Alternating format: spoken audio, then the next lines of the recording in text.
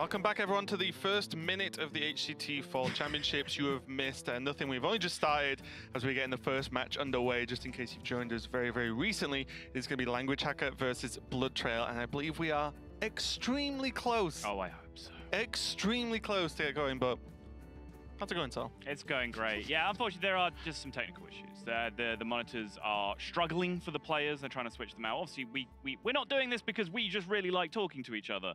The players have to because we do not. Exactly. The players, have to have their competitive integrity. We're not going to let them start playing with monitors that are flickering in and out. So unfortunately, for now, we are just stuck with us. And just to give you a reminder, so you don't have to look at us too much, we gotta go check out BloodTrail's player card again and see what weird stats he got given to him this time. He got the blue steel. Yeah. Can you give me a blue steel? No one's looking right now. They won't see it. That was actually pretty solid, It's not my first time solid, that's all I'm going to say. Gonna be honest, I felt something. Too late, guys. Too late, production. You missed it. I gave you guys the warning as well, and you still missed it. I even paused to do it, and you missed it. So, unfortunately, that's going to have to just probably be in the reel for tomorrow. Yes, exactly. Because you record everything. My true fear. Yeah. Okay, so BloodTrail again. I think it's just the returning championship performance is the big deal here, because returning back-to-back especially is hard, and very, very few players have done that ever. It's very true, yeah, and this was the point that I kept making, is that, you don't get here by accident twice. It can happen once, it's a card game. You can just have a hot day and you just go through it. You can run well. But back-to-back, twice in a row, plus, when actual peer review of his performance is actually, on the whole, extremely good. People are quite impressed with the way he plays. I'm really looking forward to him, getting over whatever it was that caused all catastrophic errors at the last championship. And I think he can be a long-time Hearthstone competitor, especially at the age of 21. Right, exactly, and especially in the Asia Pacific region, I still feel, although there are a lot of stars, I feel like they need maybe newer or more consistent stars in that region. Obviously, Tyler's just turned up as well in the Asia Pacific region there, but BloodTrail's doing pretty good so far. This camera shot makes me happy, Raven. It fills me with optimism. Imagine if it's like, no, we're just showing the players. But no, I am lying. We are ready. Get your Pog champs out. We're ready to go. In this match, we again apologize for the delay, but it is no more. Game number one between BloodTrail and languagehacker. It's going to be the Warlock versus the Hunter. Woo! I am ready for some Hearthstone right now, Sol. We hang out a lot, but for me, that was too long. Got him. Death Rattle Hunter versus Even Lock. The wrong way around, though. I'd say it's a great opening for the series. It's actually one of the more even matchups between the two decks. But I really, sooner rather than later, want to see BloodTrail piloting that Hunter. But no surprise, good mulligan from languagehacker. Throws away the Candle Shot because it's not a deck where BloodTrail has any minions that Candle Shot particularly interacts with. Keeps the Spider Bomb because, of course, he needs an answer to those huge turn 4 minions, the Mountain Giants and Twilight Drakes, as soon as they come down. Right, and this Vulgar Homunculus in BloodTrail's hand is actually great for pushing the Hunter away from those kinds of plays, right? A lot of the time you can just play Spider Bomb and be like, yeah, play a minion into this, friend, because if it's a Giant or a Twilight Drake, it's dead already. Right. But the Homunculus makes a pretty big deal here, as it means that BloodTrail, not necessarily this turn, but next turn, can actually just have something already in the way. And this is part of languagehacker's build in this Hunter. This is the Ziliax, Argus, and Mind Control tech, which is the build, at least that I've been favoring recently. The 3 rightmost cards that started in his deck, in his hand right now. I love it if, like... In order. You don't know how happy this makes me right now. It wouldn't have happened, but I would love it if we saw, our production saw this, and then instead of the siding, arrows just appeared to the hand. I'll be like, oh, yeah. I think can't really argue with that. But on a serious note, I think the most unique one there is the Defender of Argus. I think Ziliax and Mind Control Tech are being fairly core right now. Oh, he's coining Shore. Oh, look at the right-hand side of the hand now. It's beautiful. I love everything. Same. Yeah. This is a really good hand, because now the Spider Bomb is active and you can manipulate it, right? Which is the important part with being able to attack with it on the turn. If Shore isn't dealt with. Well, let's give another shout out though, because I may be slightly incorrect, which is fine, and I preemptively apologize, but this list from languagehacker looks exactly like Zilay's list he was playing a lot of when he was making tweets about the list he played a week or so ago. That's true. And he was saying double MCT, core, and he did play one Argus as well. Yeah, I don't recall the exact 30 cards, but yeah, I think you're right. It looked pretty sure it's very similar. The Doomsayer is a pretty clean response to the Houndmaster Shore. No surprise to see languagehacker coining out when he did.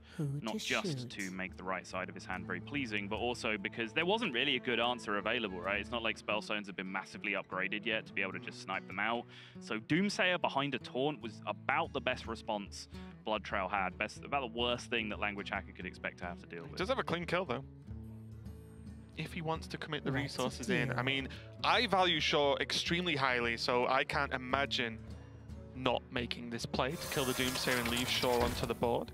There is an option now as the double trade, or you can actually use Hunter's Mark to get Shore to go 3 to face. Might be a bit overkill, but if your opponent's playing a Doomsayer, maybe you're not expecting some of the bigger minions to come down next. Yeah, I think that does. I think using Hunter's Mark as 3 damage in this matchup does seem a little bit ambitious, but yeah, as long as the sequencing there was correct, the full clear was available with the rushing Spider Bomb, but I think BloodTrail still was kind of happy with that scenario because as soon as there was some damage put on the Houndmaster Shore, then BloodTrail can take care of it with the Spellstone. And so maybe that's the argument from languagehacker's spot, because then it's not just using the Hunter's Mark as 3 damage, it's using the Hunter's Mark to keep it out of range of Spellstone. Spellstone where you know one Homunculus has hit the board, right? You have a good read on how much those Spellstones deal. And now this board impact is much lower. If a cube, or maybe a bit risky, but if a cube could have come down onto the shore and not answered with silence, things start to get real crazy real quick. Ding! Sorry, that was the Raven Talks About Cubing Shore bell. Oh, okay. Yeah. Maybe we can work with production on getting an official noise. But the guys coming down on curve quite safely now because of this low impact turn from languagehacker means that a lot of the big explosive plays are now gone. Hunter's Mark gone, Play Dead gone. Those even tracking actually once resources become a little bit low, if there's no Rex Art, gone. Although it's not game winning, it certainly majorly affects languagehacker's plans going forward with this deck. Another argument for using that Hunter's Mark when he could to protect the shore value. Of course, I mean, my initial reaction straight away was like, come on, there's some big things that you're going to have to. I would have used Hunter's Mark because it was short. Ding, ding, ding, ding, ding, ding. Second Spellstone as well in BloodTrail's hands, so he can deal with most decent-sized minions on demand. But I think that's kind of my point, right? Is when there's Skulking Geist on the other side against the 1-mana life tap deck, like they're gonna draw it a lot of the time. You can't just sit there and use the Hunter's Mark on the perfect target. I think finding a spot where you can find a convincing usage for it and keeping Houndmaster Shore out of range of Spellstone is a pretty convincing usage. Agreed. Wouldn't dream of arguing with that. And now this might just be too much already at this point. The game sort of flipped on that short turn and the lack of follow-up from languagehacker with the Ziliax, because it was exactly like Ziliax and say not a Grizzly on 5, it meant that cubing it didn't feel that satisfying, right? Because Ziliax has much lower impact. Cubing the Grizzly might have paid off a little bit more, a little bit harder to kill. It was 2 3/12s. Warlock almost has no answer to that. So this is kind of running away for BloodTrail right now. He's doing pretty well. Yeah, the answers are preemptive for the even lot. BloodTrail's list does play 2 Spellbreakers, which of course one of them came down to answer this anyway. So unless he was able to cube Activator very rapidly, which with his Playdead's gone is extremely unlikely as well. It didn't really matter too much what he ended up cubing because he expects, again, the life tap deck is going to have drawn one of their 2 Spellbreakers with extreme regularity by this point of the game. And what BloodTrail can do now is continue to chain huge threats. You can trade off the 4/3 Spellbreaker into the cube, just take the Mind Control tech out with the Giant, and then just play Lich King. Like, Lich King has dual effect of 1, being a really good card, and 2, defending the Giant from any kind of attacks. Giant will also be outside of range of a flanking strike.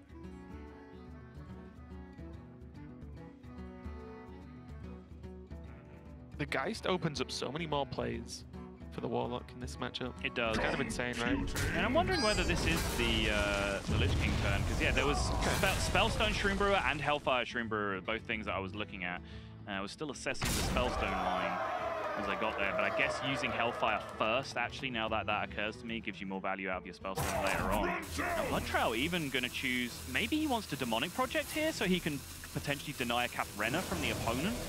ends up giving Howl Fiend over to Language Hacker and picking up burst damage himself in the form of the Doom Guard. That was a fantastic outcome for him with the Catharana not in hand for Language Hacker. That was about as good as it got. It really is. This is just going from bad to worse for Language Hacker. I think his face kind of just displays that, right? It was like, okay. But again, game 2. We have to take note. Like, I think BloodTrail ended up making a very sensible play there. I think, you know, playing the Lich King was the obvious line. I think the Spellstone, Hellfire, Shroom Brewer kind of combinations were more valid. And then he found this Demonic Project line, which is perfectly reasonable as well. But he looked very unsure towards the end of the turn about what he was supposed to be doing. And yeah, you're going to hear us harp on about this a lot because it's a big talking point for the player. Admirable shivers right now in the caster room waiting for this match, and just the insta concede. For the record, when Doomguard is lethal, I agree with Admirable. You should play it from hand. That one checks out. Okay. Yeah. Admirable 1, the rest of us 18,056,000. Yeah, exactly.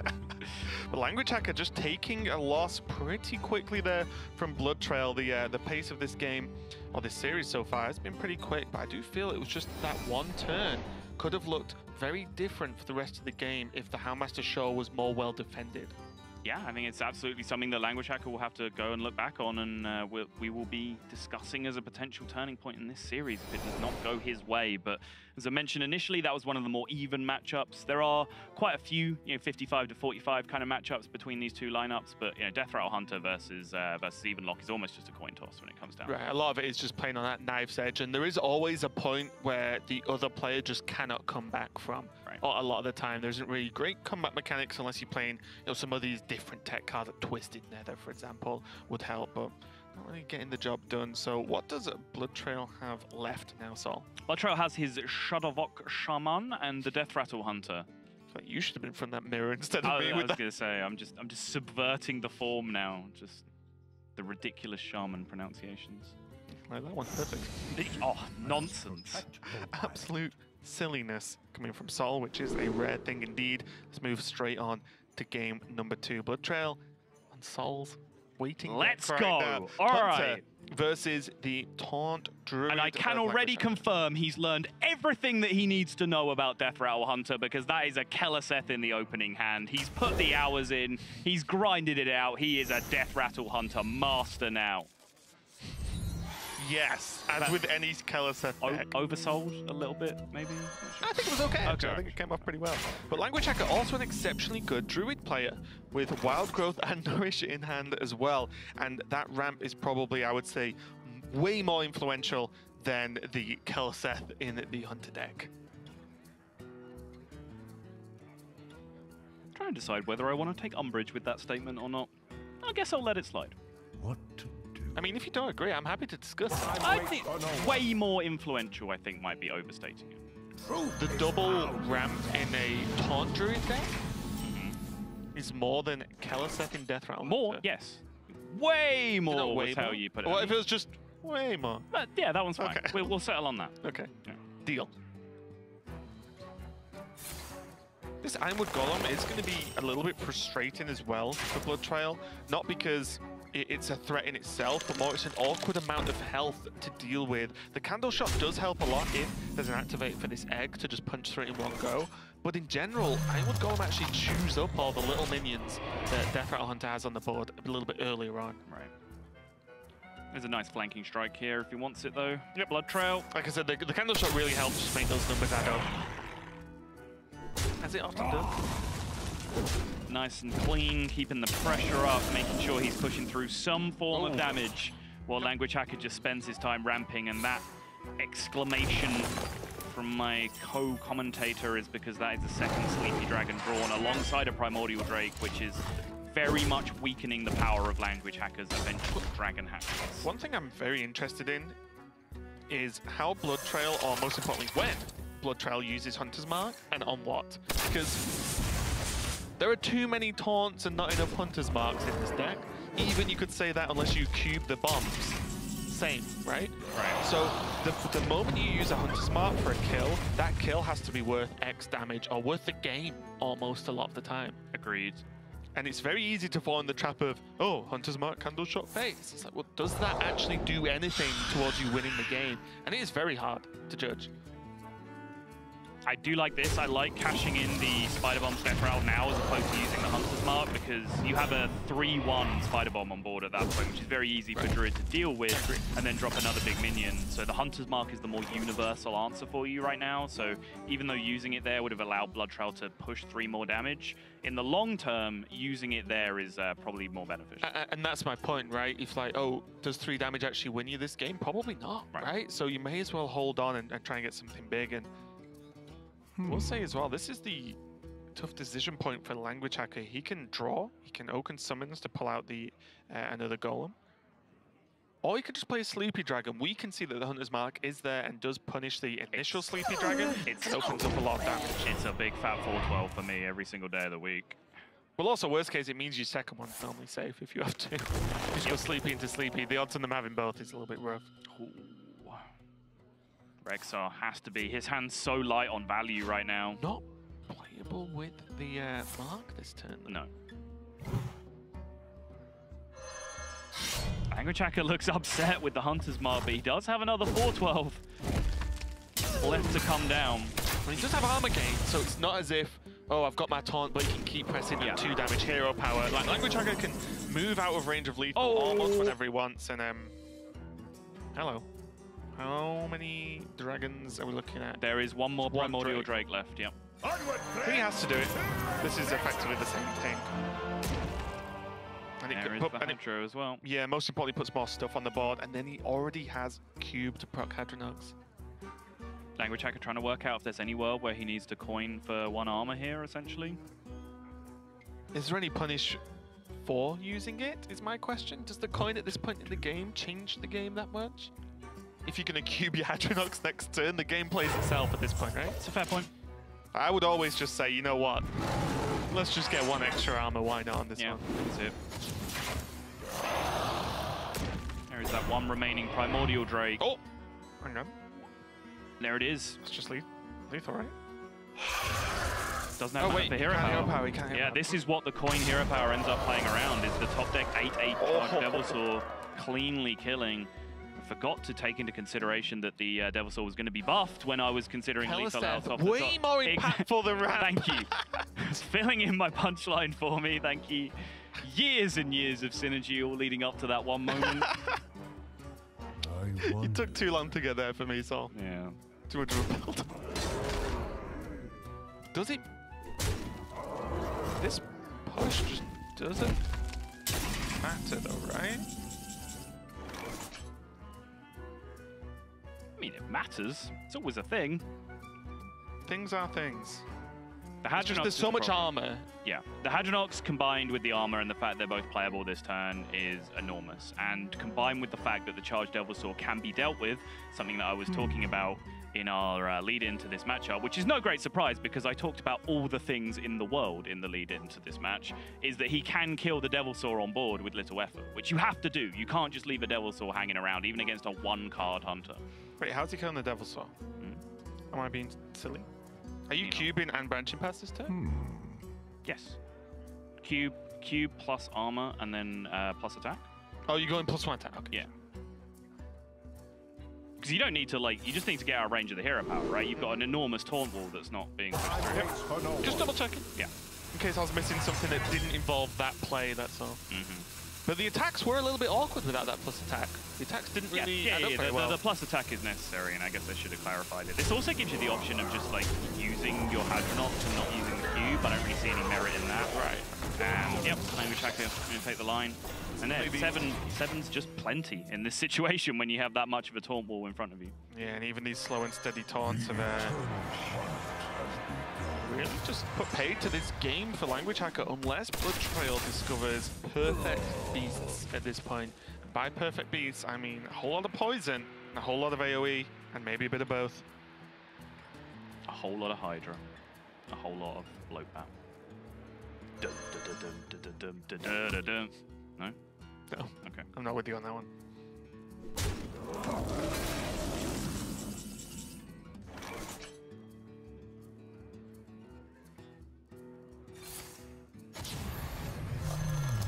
BloodTrail probably sees this game slipping further and further away. Not only do you need Perfect Beast to clear multiple times, you also now need the damage to get through, which gets progressively harder. Yeah, now even like the rushing Bloatbat Poison, languagehacker correctly identifying that the best way to play around that is to pop open his own Hadronox. So the Hadronox die at the same time as all the taunt minions to any such effect, and then the Hadronox will respawn the taunt board straight again afterwards. And now basically languagehacker is just saying, you have to do too many things in any given turn to win this game. It's impossible. BloodTrail has the realization, just gotta discover the beast just to double check why not. But yeah, that is gonna be a game, and languagehacker does even it up, and that looked a little bit close. In my opinion, that Okar making a big deal of that game. Yeah, the Okar draw was very also, clutch. the Okar could have drawn the other Ironwood. Yes. And it drew Hadronox, which was a big deal with the cube. Yes. All of those things massively important, because Sleepy Dragon #1 was very efficiently answered with Hunter's Mark. Sleepy Dragon #2 was not a big enough roadblock to stop what BloodTrail had coming with he drew the Charged Devil Saw, and he had Rexar to back all that up as well. But I don't have any criticisms of BloodTrail's play there. He just had a very value-starved, slow draw. I know he had a candle shot in his mulligan and ended up playing one very early. I'm not sure if he kept it, but if he did, that's something that needs looking at. But obviously he had Keleseth, but then just drew no gas off the top to follow that up, and that was just a huge problem for him. Yeah, we didn't see any of the, for example, the early plays, the early pushes, even with just Terror Scales or something like that early on, just to put some pressure onto languagehacker on the Druid, but that is going to be one apiece now.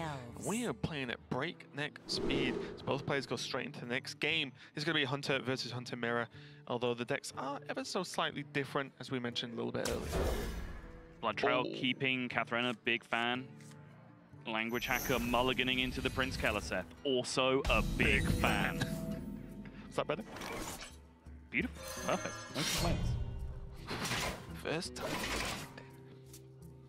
And these candle shots are very strange in this matchup. They normally make up the numbers as opposed to kill anything specifically on their own outside of a Hunter's Mark combo. It's always just, oh, one extra damage to kill this thing. As opposed to its normal usage, say, versus aggro decks. It's just it's a card of necessity, right? Like, it's just a card that has to go in the deck because some aggro decks are just going to slap you around if you don't have a candle shot, and it's good enough with the combination of, Hunter's Mark that you have in the deck that it's not an absolute liability against the slower decks. And this opening hand is looking very good for BloodTrail. He has options of coin Houndmaster into Flanking Strike with the instant attack 3/3, depending on what languagehacker's board looks like, or he could just play it slow, because the options he has now with Cube means that he can just wait and then use coin Katharina 1 turn early. Right. Looks like he's going to do the slow play. I think this is reasonable. Houndmaster Shore can actually be like a pretty valuable late game tool in this matchup if it gets to that point. It can also run away with the game in the early game, so I understand that. But getting this Devil Store Egg down is just such a great target for Death Rattle activations as soon as possible here. Maybe even looking at a coin cube kind of play. That's interesting to me, that play. Wondered what you thought about language or BloodTrails? Language. Okay. Procking the egg with the MCT and then flanking strike the dino. I think because he has Candle Shot equipped, this is fine. Like, you can see where it ends up, right? Yes. If he didn't have Candle Shot equipped, I agree your way of doing it is better. But I think it's unnecessary in the spot that he was in. He can just kind of freely push 3 and not have to worry about it because it just ends up as a 5-1. Yeah, and this looks very nice now for languagehacker. The clean kill on the Houndmaster on the turn it's played, and the clear up of that of the dinosaur there was absolutely huge. And now we see what Hunter matches often are like around these turns of flanking into flanking into flanking into flanking. Strike. But now this is getting scary. Well, these are both by Keleseth. The second BloodTrail just coins Katharina. Hunter doesn't have a correct answer to that play, to be completely honest. It doesn't really exist.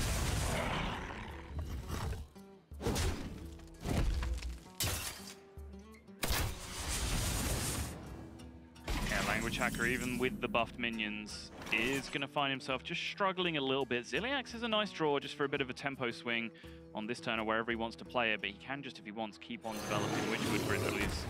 Try and use Ziliax for additional tempo on the following turn, because he could be expecting a coin Catharena here from BloodTrail, meaning if he holds on to his fastest cards, he can kind of line them up with the Catharena turn and try and swing back as hard as he can. Kalaseth kind of slapping BloodTrail in the face on the turn before you Catharena pull out a big beast. It's aim it though, so it's going to hit for 7. That candle shot can add up pretty nicely. Yep. And now this is the exact talking point again. Like, why hold on to a Ziliax there when it was fine on the board? Because you know coin Catharena can happen, and you know you are just not allowed to leave a charged Devilsaur alive ever. If you leave Crush or Devilsaur alive against Death Rattle Hunter, you are probably dead. That is very true. And languagehacker now, or throughout this whole game, to be completely honest, has suffered from no death rattles to activate. Right.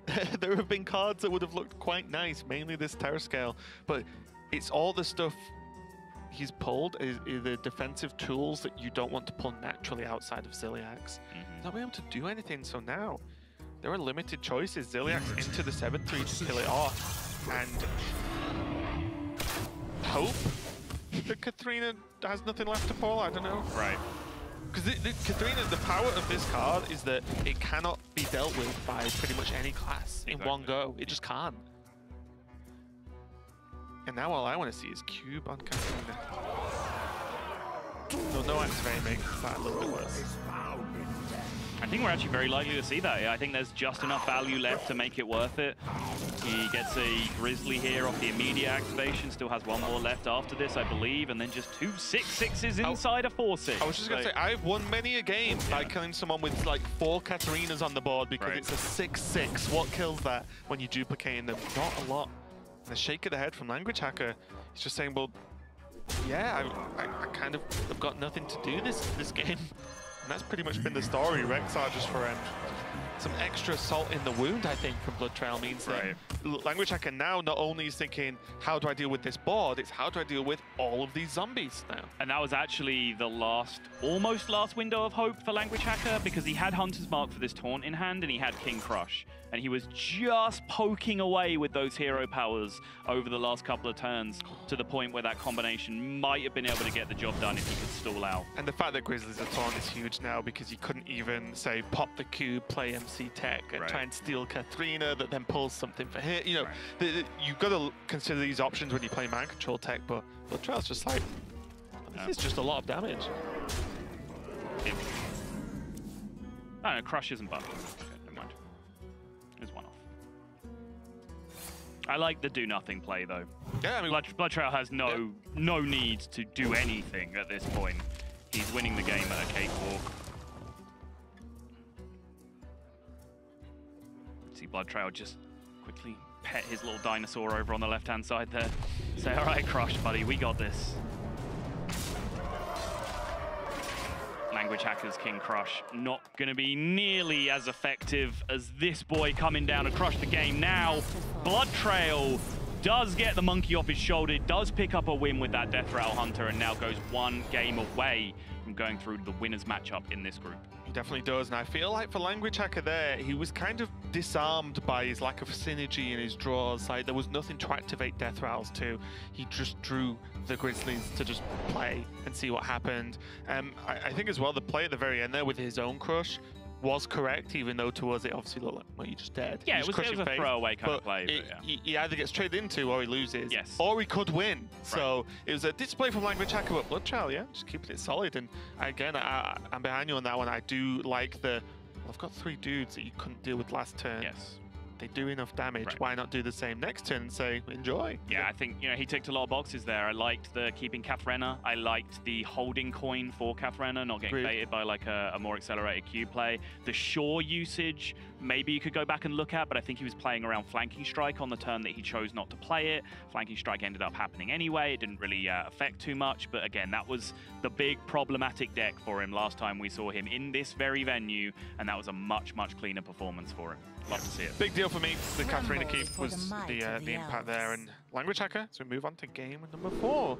He's going to be on that Hunter again, and BloodTrail on this Shudderwock Shaman. And I don't believe there's anything too much to write home about with this list. This looks about as standard as a deck you're going to get. What I will mention is, because you would have seen it yesterday if you were watching the Fall Championship, is this list does not have the Giggling Inventors in. This isn't the German Shudderwock. So BloodTrail will probably don't want to have the German Shudderwock. So BloodTrail will probably get the chance to play it. Yeah, exactly. Great opening from languagehacker. This is literally the cards he was missing from the last game. He's found them now and drawn them in his opening, so he's looking pretty good. And this is, of course, a strong matchup for the DeathRattle Hunter. It's just so very simple to make a mess of a board that Shudderwock Shaman doesn't really interact with. You'd think maybe on the surface, like, yeah, you know, the Earthshock Hex deck against my DeathRattle Cube deck, like, maybe that lines up quite poorly for me. But it's just so easy to manipulate board states where it's just like, hey, you need to, like, Hex and Earthshock and then Volcano this board for you to be happy with your turn. Earthshock my cube with minions in. Okay, I still hit you for 4 next turn. Right. Right? So, and even now, like, this is an exact example, right? Well, you can only really Hex that turn. Which one do you Hex? The 5 damage to face that's coming your way, or the egg that could create more 5/5s? Yes. What I will say is Electra is one of the key options for Shaman in this matchup because, as I said, you end up having to do effects multiple times to clear boards, and just playing that vanilla from cards in your hand just doesn't really line up a lot of the time. You know, it's just too mana restrictive, whereas using Electra instead can be a little bit of a swing turn for you, but you do then end up overloading yourself so heavily that if DeathRattle Hunter then has a refill on the following turn where you just delay your huge punishment by 1 turn. And now, as we move on to sort of the mid game here for languagehacker, I think we saw him take a bit of a time over that turn because, one, he has a few 4 mana options, but also that card that you can see in his hand, his opponent runs 2 of, is the Mind Control tech, and because we've just said you make some pretty awkward minions, you don't really want them to give them to your opponent. So whether you go wide or whether you can afford to go wide in this game is quite a difficult decision. Yeah, I can see that. I think, you know, if people at home, like, struggle in knowing when and when not to play around mind control tech, try and visualize, like, the next 2 or 3 turns of the game if your goal is to just keep 3 minions in play, right? And try and decide, like in this spot, if BloodTrail was to play Saronite Chain Gang, could I continue to just have 3 minions on the board and push through his Saronite Chain Gang and be threatening damage? Like, the answer is no, really, without that Mossy Horror that he's just drawn off the top that kind of changes it. So at that point, like, you say to yourself, in the next 2 turns, I'm going to be committing into a mind control tech anyway, so I might as well just do it now when it's kind of minimized in its effect. And also as well, that because of the mind control tech in your own hand, you can swing it back often. Yeah. So there is an almost backswing that can happen quite often. And now this is just 5, 8, language 13, hacker 15, getting him. 17, 20 health on the board. That's too much. I was like, no, BloodTrail's on 15, not 20. And then I realized what you were counting. It's not going to come down along with the Glacier Shard and the Killer Set. There were a lot of 2s on that Lightning Storm. Too many for BloodTrail's opinion, I imagine. Yeah. This, the egg, maybe indifferent, but the mind control tech surviving and just killing off this Mana Tide, if it's so desired by languagehacker, is frustrating. Yes, and Electra Storm was an availability there. You can see by what was left behind that Electra Storm had a decent chance of clearing the board. But I think BloodTrail recognizes he can't afford to be that overloaded at this point because this is just a very easy turn for languagehacker to just go again with the cards that he has available. And also that Electra can be more valid later on in the game with more of the high-impact board clears to be able to, like, bust open cubes and nuke through them. I think I really like Mossy Horror this turn. Because one, you're still just having 3 minions on board, which is fine. But also, at this health total for BloodTrail, even Mossy Horror just living, say there's Lightning Storm number 2, even Mossy Horror living, chipping for 2 along with the hero power, well, he's dead in 3 turns. So, did pull out a Volcano and it was just a Mossy Horror addition to the board. Crazy. Oh. Ooh. I would like them all, please. Yeah, but that one's the best one. Yeah. Shaw here gives him the ability to tempo out again on the following turn, and like if Chain Gang number 2 comes down, he can deal with it incredibly efficiently with the kind of hand that he has right now. And outside of healing range, Chain Gang number 2 is about the only defensive ability BloodTrail has available to him. It does look like he is going to resort to the healing rain, recognizes that Chain Gang is just not going to stop pressure when there's a Houndmaster Shaw sat on the board. Snap Katharina play. Katharina can kill the Anatide Totem, and it was pulled out. Quickly, okay. Not too bad. Language hacker. Just a clean play of the 3-attack minion will kill the Anatide. I knew he was going to kill it with the 312. It just feels better.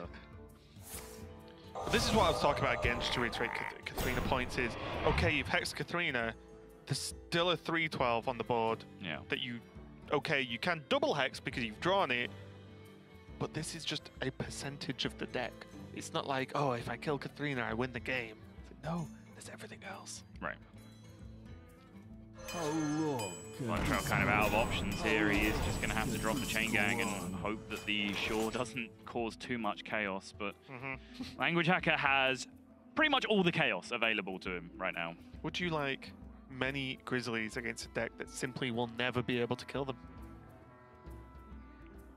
Seems like a reasonable prospect. The frustrating thing is you have to kill the...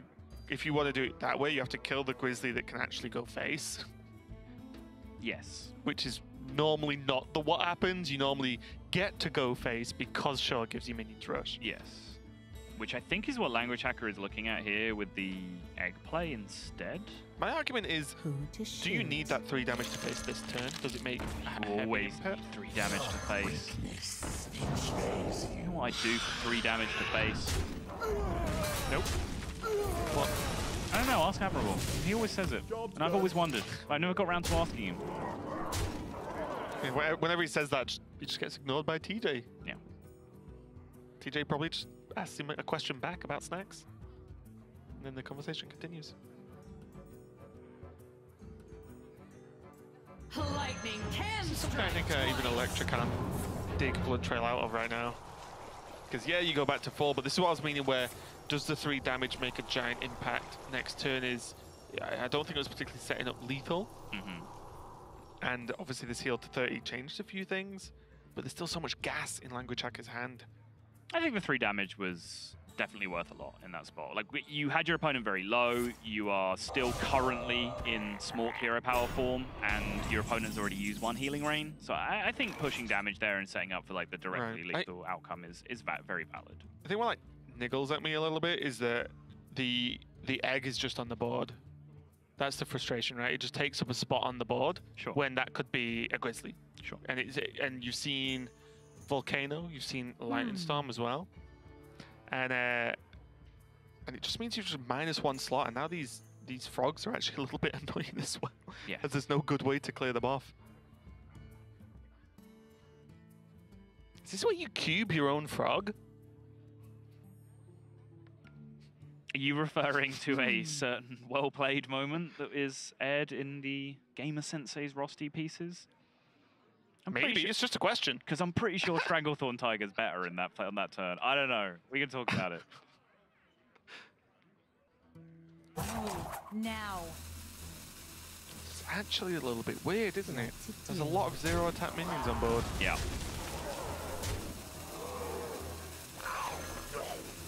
Okay, so now swapping the egg for a cube and a 5/5, and Language Hacker's probably just at this point, after seeing both hexes, probably just presumes that cube will never die, to be completely honest. He either loses the game from like crazy Shadow Walks happening out of nowhere, or he wins at this point. So the 2 eggs on the board might not happen for him, which is probably what he's hoping at this point. Yeah, crucially for Language Hacker there as well, he set up lethal for himself with the cubing with getting the another 5/5 on the board. Yeah.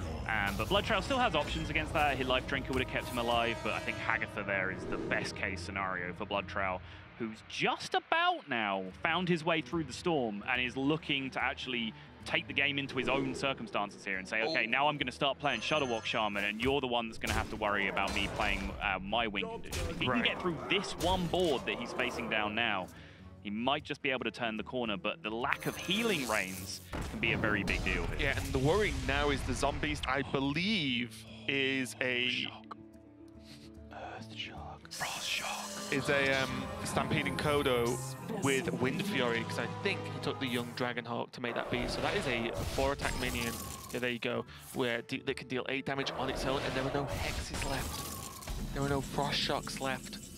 How do you Oh, there are this? infinite Frost Shocks left, Raven. All the Frost Shocks you ever needed. And that draw, 1 off lethal.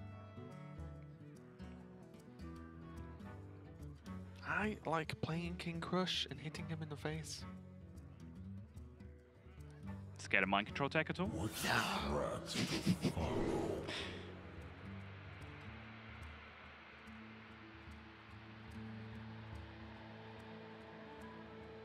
I feel like BloodTrail may just need a healing rain by the end of this game from a random minion to find his way out of this. Zolaring the Life Drinkers is nice, but it's not like that one-turn security that healing rain gives you. And Right. that's the kind of play BloodTrail needs, right? He needs one turn where his play is good enough that next turn he can ignore what Hunter's doing. That's basically the 2-turn setup that he needs.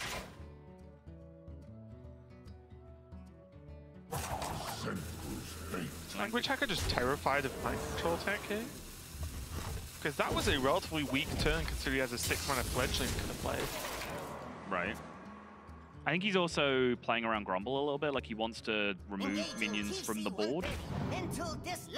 Aha! Cubed 5/5 though. Feral Spirits! No, there's Oh X my. in that cube. Oh, is that X in the there? X. Okay, Yeah. yeah, fair enough. But still, the cube is a very high value minion that's extremely difficult for BloodTrail to clear in its entirety. Not a taunt though. It's not, but what are taunts are those Feral Spirits that he's just rolled off the Bewitch.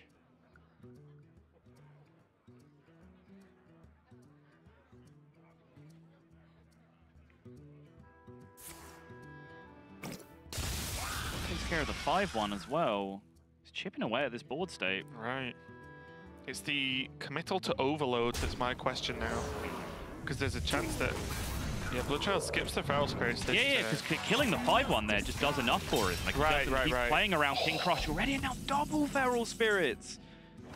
He can stall out for so long, but the weird thing about these Feral Spirits turns is that they're not the kind of turn you want, because yes, they buy you a turn, but they don't buy you a turn where your next turn is then Shudder Walk, right? Like that can't happen. BloodTrail will be adding together now. Okay, next turn, Feral Spirit into Grumble, which he actually can't do next turn. So he is minimum 3 turns away from Shudder Walk. If he chooses to Feral Spirit. He's overloaded 2 or 1 from 2, the 1 damage spell that overloads you for 2, I believe. I think it's right. So yeah, he's struggling to set up a 2-turn, because as you said, like, those Feral Spirits are great in terms of defensive options, but because he's going on an 8-mana turn next turn, and then trying to find an entire turn where he can just play Shudder Walk, like, those Feral Spirits don't really bridge the gap for it. And it's not like Hunter's going to be exhausted of options right now, right? Oh, it had stealth. I didn't realize the bird had stealth as well. That is also pretty huge. Because bear in mind, the zombies, or at least the Stampeding Kodo, can kill one of the Feral Spirits on demand.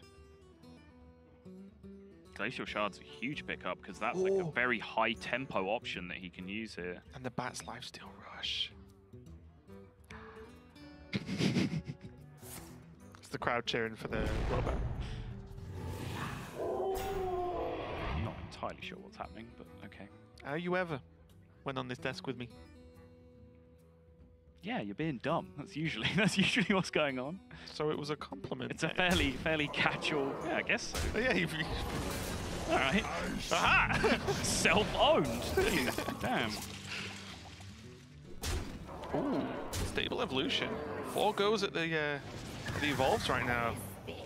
Fate Spinner with no death roll. Lord of the Arena, yeah, okay, we'll take it. Jams on his cube. I don't mind that. You don't want eggs being bounced. You don't want eggs on the board, yeah, makes sense. Chooses to go 6 into 7 with his last option off the Unstable, which I believe actually isn't a significant stat gain on average. I don't know whether he would have been better off going with one of his other minions, but I guess like 3 into 4, 1 into 2. They're not great, are they? No, 2 yeah, into 3. it's a fair point, yeah. And now, Language Hacker, does he just not attack?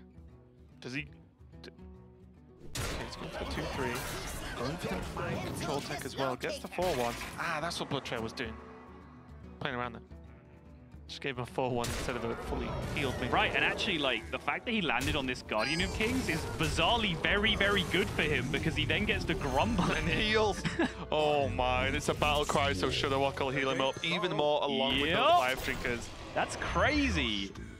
BloodTrail had a Glacial Shard on board there as well that he chose to trade before grumbling, which could have been of great value to him as well. But as I mentioned, BloodTrail needed to find turns that didn't involve Feral Spirit. So what he ended up doing is front-loading one Feral Spirit turn, really extending onto the board as hard as he could on that Feral Spirit turn. The unstable evolution helped, don't get me wrong, making like a huge board state that couldn't get answered. But then off the back of that one high-tempo turn, he was able to take his lower tempo turn, get grumble value, get that set up, and now BloodTrail has everything in his court for the following turn. Yeah, this is just kind of slipped through Language Hacker's fingers at this point because these things that he couldn't really, you know, guess it was going to happen because they were coming from Hacker throw effects, and it's just led to worse and worse situations. And you even saw then him sat and paused as to whether he even wanted to press the Rexar Hero Power this turn because maybe he has to make plays that don't do that, the Zombies and maybe one of the bombs. He did get what I think was a pretty mediocre beast with that the TJ Dinosaur. Ravasaur run, it can be okay when you're like trying to push and you already have a board consolidated and it comes down with the adapt and ends up really sticky with high stats. But he's got push face, okay. When you're trying to rebuild, usually not as strong. And that was an unoverloaded turn, right? From BloodTrail? Yeah, it was 10 mana. He has 10 now, yeah. Well, BloodTrail maybe knocking on the door. And with the grumble on board, Language Hacker knows that has 0% failure rate, so he's not even going to wait it out. And BloodTrail, sir, we harped on maybe even too much because of the time we had too much about how you had something to prove, but I think there were some real moments there where BloodTrail, you know, understood at a very high level how he was going to dig his way